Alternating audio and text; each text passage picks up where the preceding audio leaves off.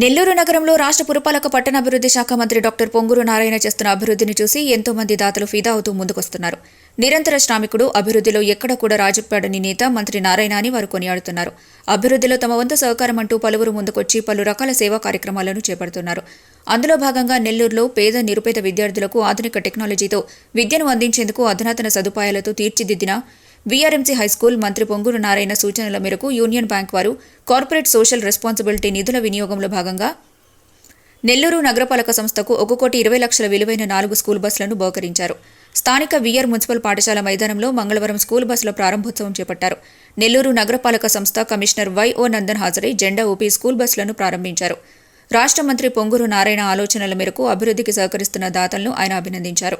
ఈ కార్యక్రమంలో union bank ప్రతినిధులు, స్థానిక ప్రజాప్రతినిధులు, అధికారులు పాల్గొన్నారు.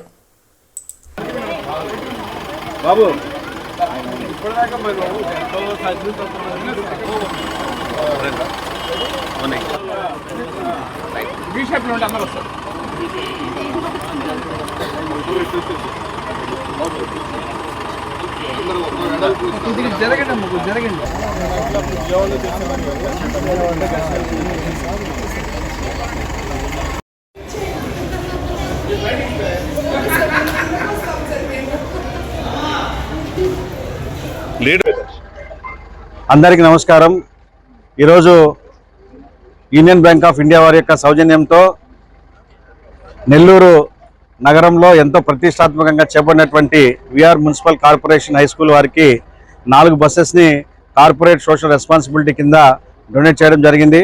గౌరవ పురపాలక శాఖ మంత్రులు శ్రీ పొంగూరు నారాయణ గారి యొక్క కలలద సౌధం ఈ VR municipal corporation high school.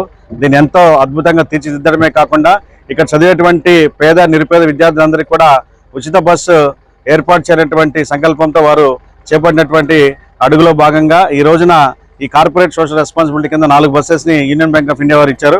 వారికి ప్రత్యేక అభినందనలు మరియు ధన్యవాదాలు తెలియజేస్తున్నాను.